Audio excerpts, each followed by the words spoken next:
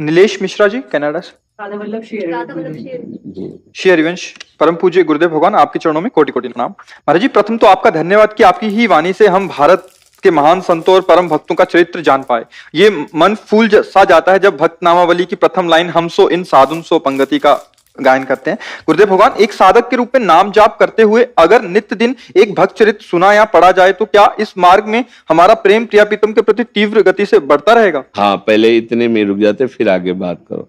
हरि को निज यस ते अधिक भक्तन यस पर प्यार, ताते यह माला रची करि ध्रुव कंठ सिंगार। जो भक्तन की नामावली जो सुनी है चितलाए, ताके भक्ति बढ़े घनी अरु हरि होई सहाय। अजहु सोच विचार के गहि भक्तन पद ओट, हरि कृपाल सब पाछली क्षमी है तेरी खोट। श्री ध्रुवदास जी कहे भगवान को अपने यश से भी अधिक भक्त यश गान पर प्यार है। अगर भगवान के भक्तों का यश गाओगे तो भक्ति घनीभूत हो जाएगी, पोली नहीं रहेगी। पोली भक्ति क्या होती है? हम भक्ति भी कर रहे हैं, पापाचरण भी कर रहे हैं, काम क्रोध लोभ मोह मद के। लेकिन घनीभूत भक्ति, प्राण चाहे चले जाएं, अधर्म आचरण नहीं करेंगे। ये कहां से होती है? ये भक्तों के चरित्र सुनने से होती है, ये भक्तों की नामावली से होती है, भक्तों के संग से होती है। अगर आज भी भक्तों का आश्रय ले लिया जाए तो भगवान सारे पापों को नष्ट करके उसको स्वयं मिल जाते हैं। अजहु सोच विचारी के गई भक्तन पद ओट, तो हरि कृपाल सब पाछली क्षमे तेरी कोट। भक्त चरण धरि भाव तरत भव सिंधु अगाथा, सेवक जी ने कहा जो भक्त चरणों में श्रद्धा कर लेता है वो इस भव समुद्र से पार हो जाता है। भगवान की विशेष कृपा होती है। तो इसलिए निश्चित प्रिया प्रीतम के चरणों में प्रेम होगा। भक्त नामावली, भक्त चरित्र रोज सुने जाए, इससे बहुत लाभ मिलता है। जी महाराज जी, और क्या इन भक्तों का कभी हमें प्रकट सानिध्य मिलेगा? प्रकट सानिध्य के लिए तो तप और भजन उतना होना चाहिए कि वो कृपा करे, वो हमें प्रगट में आकर दर्शन दे, जो अव्यक्त महापुरुष हैं। और व्यक्त महापुरुषों के भी अब मोय भा भरोसा हनुमंता, बिनु हरि कृपा मिले नहीं संता। यदि आप यहाँ बैठे हो तो किशोरी जी की कृपा से बैठे हो, आप कोई पैसे के बल से यहाँ नहीं आ सकते हो। श्री राधिका कृपा बिनु सबके मनन आगम में आपके ऊपर श्री जी की कृपा हुई है, तब आप यहाँ प्रगट में संत समागम में बैठे हैं। अगर हम ऐसे ही नाम जप करते हुए ऐसे कृपा हुई तो सिद्ध संतों के दर्शन भी होने लगते हैं। जो अव्यक्त हो चुके हैं वो महापुरुष आते हैं, वो दर्शन देते हैं, वो कृतार्थ करते हैं, तभी वो सिद्ध महापुरुष बनता है। तभी उसको भगवान के दर्शन के पहले सिद्ध महापुरुषों के दर्शन होते हैं भक्तों के, तब भगवान का साक्षात्कार होता है। जैसे देखो देवर्षि नारद जी के दर्शन हुए पहले प्रहलाद जी को, तब वो जाकर के भगवान के दर्शन प्राप्त किए। भक्त दर्शन के से ही भगवान के दर्शन की योग्यता प्राप्त होती, सिद्ध महापुरुषों के दर्शन से। तो नाम जप करो और भगवान से मांगते रहो कि आपके लाडले भक्तों का संग मिलता रहे। भगवान से मांगते रहो। मांगा है, बड़े बड़े महापुरुषों ने मांगा है। हाँ, बार बार बर मांगू हरस देव श्रीरंग, पद सरोजन पायनी और भक्ति सदा सतसंग।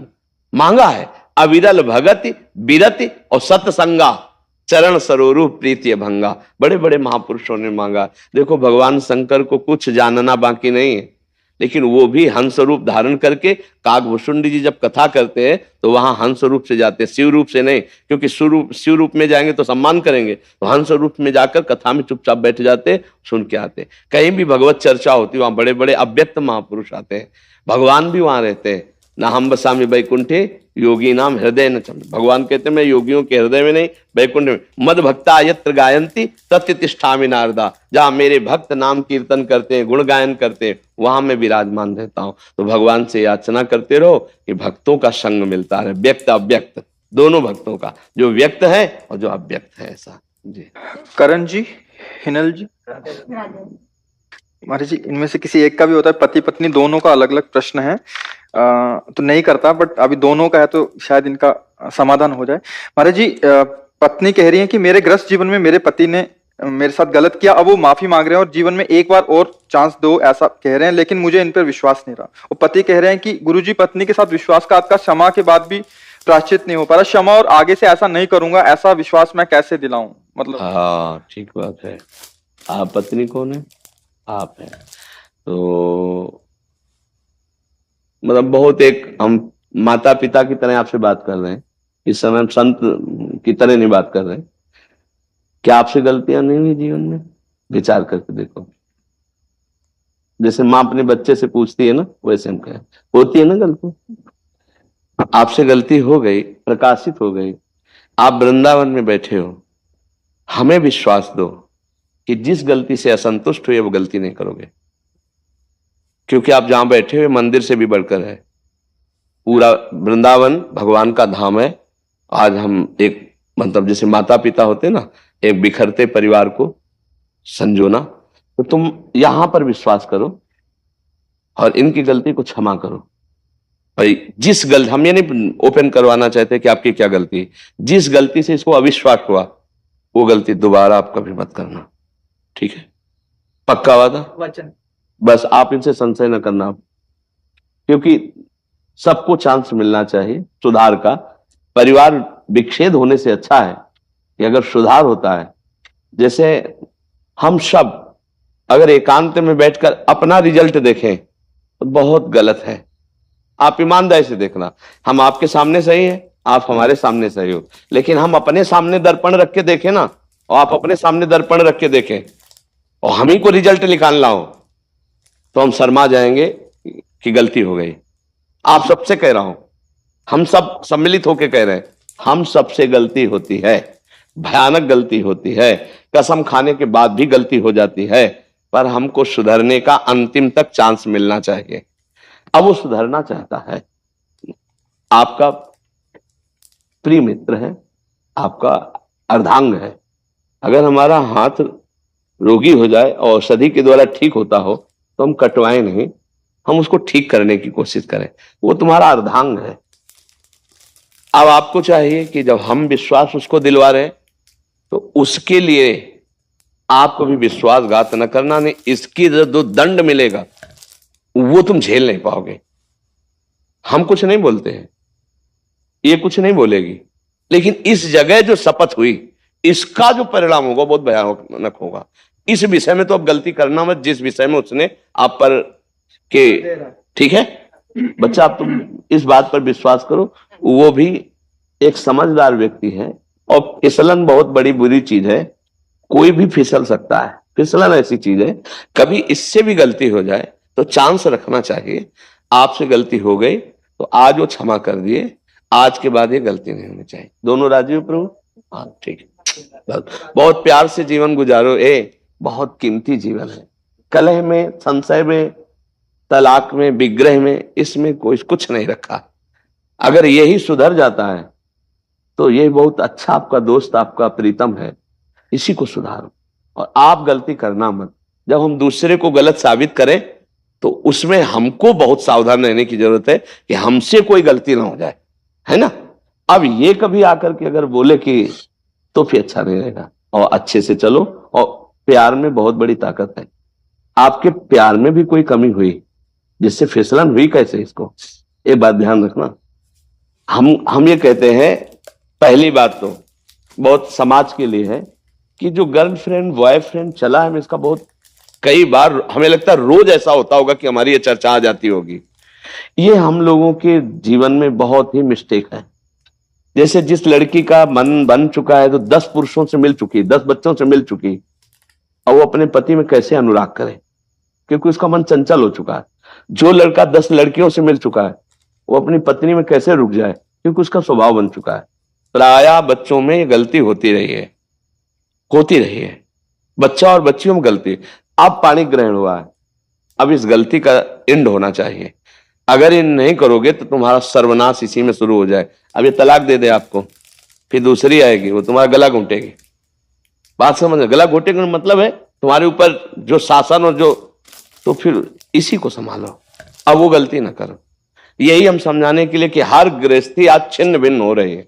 ये तो बहुत सुलझा हुआ परिवार है जो कम से कम संत समाज में आके अपनी समस्या रख रहा है, नहीं तो यही तांडव शुरू किया, अच्छा तू जा, तू जो कर, मैं जो मेरे मन में आ रहा मैं कर रहा हूं। फिर अब क्या पति पत्नी में रह गए, एक घर में रह रहे हैं, वो दक्षिण वो उत्तर, फायदा क्या रहा? तो गुरु जी, हम यूएस से हैं और मेरी गलती जब हुई तो मैंने पहली बार उसको यही बोला था कि मैं तेरे को गुरु जी के साथ ही ले जाऊंगा। जो वो बोलेंगे वो मैं करूंगा। हाँ नहीं बिल्कुल। और आप जो बोलोगे मैं वही। नहीं बच्चा, मैं यही चाहूंगा कि तुम दोनों प्यार से रहो और आजीवन एक ही संग रहो, खूब खुशी रहो और सुखपूर्वक जीवन व्यतीत करो। कभी ऐसा अब ना आवे कि तुम दोनों के मन में मुटाव हो। प्यार में बहुत बड़ी ताकत है बच्चा, उसे प्यार दो। देखो शरीर कितने भी तुम देख लो, सब वही है बच्चा। प्यार में जो सुख है वो शरीरों में सुख नहीं है, चमड़ों में सुख नहीं है। तुमसे कोई अगर छल कपट करेगा ना तो वासना करेगा। और ये पत्नी है, ये तुम्हारे को प्यार करेगी, ये तुम्हारे बचाव पक्ष में रहेगी, ये तुम्हारे सुख पक्ष में रहेगी। सामने वाला केवल शोषण करने के लिए तुम्हें प्यार करेगा, बचाव पक्ष का नहीं। ये तुम्हारी पत्नी है। तुम्हें ये अब यही हम समझाने के लिए रोज सत्संग में एकांतिक में कहते हैं कि नए बच्चों, ये जो तुम आचरण कर रहे हो बहुत हानिकारक है, आगे चलकर तुमको विक्षेप में डाल देगा, क्योंकि स्वभाव हो चुका है। जैसे हमारा कई होटलों के पाने का स्वभाव हो ना अलग अलग, तो फिर घर की रसोई की सब्जी रोटी अच्छी नहीं लगती। ऐसे ही हमारा जब कई बॉयफ्रेंड गर्लफ्रेंड ना, तो फिर घर के पति में केवल तृप्ति नहीं होती है, पत्नी में तृप्ति। खुली बात है, वो मनमानी व्यभिचार और आचरणों में, ये क्या गृहस्थी है यार, क्या गृहस्थी है, क्या एक परिवार है, क्या इसका जुड़ाव है। अरे अगर हम एक घर में सुखी रहते हैं तो पति पत्नी प्यार से रहते हैं, बच्चों से प्यार, माता पिता से प्यार, पत्नी से प्यार, तो पूरा एक समुदाय जो है ना, नमक रोटी भी बैठ के खाएगा तो सुखपूर्वक रहेगा। वो उधर वो ऐसा नहीं, अब नहीं होना चाहिए। बहुत अच्छे बच्चे हो, तुमसे जो गलती हुई ना, हजारों बार गलती होती बच्चों से, कोई नई बात नहीं, हजारों बार होती गलती, अब नहीं होनी चाहिए। मुट्ठी भर लोग, साहस पर कहानी है कि यह एक प्रेरणादायक कहानी है। चलो तो शुरू करते हैं। हर साल गर्मी की छुट्टियों में नितिन अपने दोस्तों के साथ किसी पहाड़ी इलाके में माउंटिंग करने के लिए जाता था। मतलब कि गर्मी की छुट्टी में नितिन पहाड़ों पर चढ़ने के लिए जाता था। इस साल भी वे इसी मकसद से ऋषिकेश पहुंचा। गाइड यानी कि सलाह देने वाले उन्हें एक फेमस माउंटेन स्टॉप पर ले गया। नितिन और उसके दोस्तों ने सोचा था कि यहाँ इतनी भीड़ होगी, हर तरफ लोग ही लोग नजर आ रहे थे। एक दोस्त बोला, यार यहाँ तो शहर जैसी भीड़ है, यहाँ चढ़ाई करने में क्या मजा, क्या कर सकते हैं, अब आ ही गए हैं तो अफसोस करने से क्या फायदा, चलो इसी का मजा उठाते हैं, नितिन ने जवाब दिया। सभी दोस्त पर्वतारोहण करने लगे और कुछ ही समय बाद पहाड़ी की चोटी पर पहुंच गए। वहां पर पहले से ही लोगों का तांता लगा हुआ था। दोस्तों ने सोचा, चलो अब इसी भीड़ में 2-4 घंटे कैंपिंग करते हैं और फिर वापस चलते हैं। तभी नितिन ने सामने की चोटी की तरफ इशारा करते हुए कहा, रुको रुको, जरा उस चोटी की तरफ देखो, वहाँ तो बस मुट्ठी भर लोग ही दिख रहे हैं, कितना मज़ा आ रहा होगा उन्हें, क्यों ना हम भी वहाँ चले। वहाँ एक दोस्त बोला, अरे वहाँ जाकर क्या करना, वहाँ जाना सबके बस की बात नहीं है। उस पहाड़ी के बारे में मैंने सुना है कि वहाँ का रास्ता बड़ा मुश्किल है और कुछ लकी लोग ही वहाँ तक पहुँच पाते हैं। बगल में खड़े हुए लोगों ने नितिन का मजाक उड़ाते हुए कहा, भाई अगर वहाँ जाना इतना ही आसान होता तो हम सब यहाँ झक नहीं मार रहे होते। लेकिन नितिन ने किसी की बात नहीं सुनी और अकेले ही चोटी की तरफ चल पड़ा और 3 घंटे बाद वह पहाड़ी के शिखर पर था। वहां पहुंचने पर पहले से ही मौजूद लोगों ने उसका स्वागत किया और उसे बधाई भी दी। नितिन भी वहां पहुंचकर बहुत खुश था। अब वह शांति से प्रकृति की खूबसूरती का आनंद ले रहा था। जाते जाते नितिन ने बाकी लोगों से पूछा, एक बात बताइए, यहाँ पहुँचना इतना मुश्किल तो नहीं था? मेरे ख्याल से तो जो उस भीड़ भाड़ वाली चोटी तक पहुँच सकता है, वह अगर थोड़ी सी और मेहनत करे तो इस चोटी को भी छू सकता है। फिर ऐसा क्यों है कि वह सैकड़ों लोगों की भीड़ में है और यहाँ बस मुट्ठी भर लोग हैं?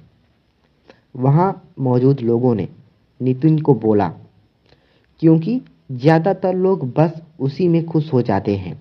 जो उन्हें आसानी से मिल जाता है। वे सोचते ही नहीं कि उनके अंदर उनसे ज़्यादा की क्षमता है, और जो थोड़ा पाकर खुश नहीं होते, वे कुछ अधिक पाने के लिए रिस्क नहीं उठाते। वे डरते हैं कि कहीं ज़्यादा के चक्कर में जो हाथ में है वो भी ना चला जाए। जबकि हकीकत ये है कि अगली चोटी या अगली मंजिल पाने के लिए बस ज़रा से और एफर्ट की ज़रूरत है, अर्थात ज़रा से और प्रयत्न की ज़रूरत है। पर साहस ना दिखा पाने के कारण अधिकतर लोग पूरी ज़िंदगी बस भीड़ का हिस्सा ही बनकर रह जाते हैं, और साहस दिखाने वाली उन मुट्ठी भर लोगों को भाग्यशाली बताकर खुद को तसल्ली देते रहते हैं। दोस्तों, अगर आज तक आप वो अगला साहसी कदम उठाने से खुद को रोकते हुए हैं, तो ऐसा मत करिए, क्योंकि अगली चोटी या अगली मंजिल पाने के लिए बस ज़रा से और प्रयत्न की ज़रूरत है। खुद को उस प्रयत्न से रोकिए मत। थोड़ा सा साहस, थोड़ी सी हिम्मत आपको भीड़ से बाहर निकाल सकती है, उन मुट्ठी भर लोगों में शामिल कर सकती है जिन्हें दुनिया भाग्यशाली कहती है। ये कहानी सुनकर आपको कैसा लगा? उम्मीद है कि ये कहानी सुनने के बाद आपके अंदर साहस और हिम्मत थोड़ी सी आए। मेरा लक्ष्य यही है कि आपके अंदर थोड़ी सी साहस बन जाए। हालांकि ये कहानी उतनी भी रोमांचक और मज़ेदार नहीं है, लेकिन इसमें अपनी परिस्थिति को बदलने की और लोगों के बताए गए मार्ग को न अपनाने की बात कही गई है, जिसमें नितिन लोगों की बात अगर मानकर बैठ जाता तो वो भी उन मुट्ठी भर लोगों के बीच ना खड़ा होता, लेकिन उसने ऐसा नहीं किया। हाँ, ये हो सकता है कि पहली पहाड़ी पर चढ़ने के लिए उसे आधे घंटे का टाइम लगा हो, और मुट्ठी भर लोगों वाली पहाड़ी पर चढ़ने के लिए उसे 3 घंटे का टाइम लगा हो। समय 2 गुना लग सकता है, लेकिन वो उन भीड़ से तो अलग हो जाएगा जो सिर्फ ये कहकर टालती है कि वो लोग लकी थे या भाग्यशाली थे जिस कारण वो उस जगह पर हैं। तो अफसोस करने का कोई मतलब नहीं है। करना ही है तो थोड़ा सा प्रयत्न किया जाए, एक और प्रयत्न किया जाए, थोड़ी सी और मेहनत की जाए, थोड़े से साहस के साथ। क्या पता हम और आप भी उसे पा सकते हैं जिसे हम पाना चाहते हैं।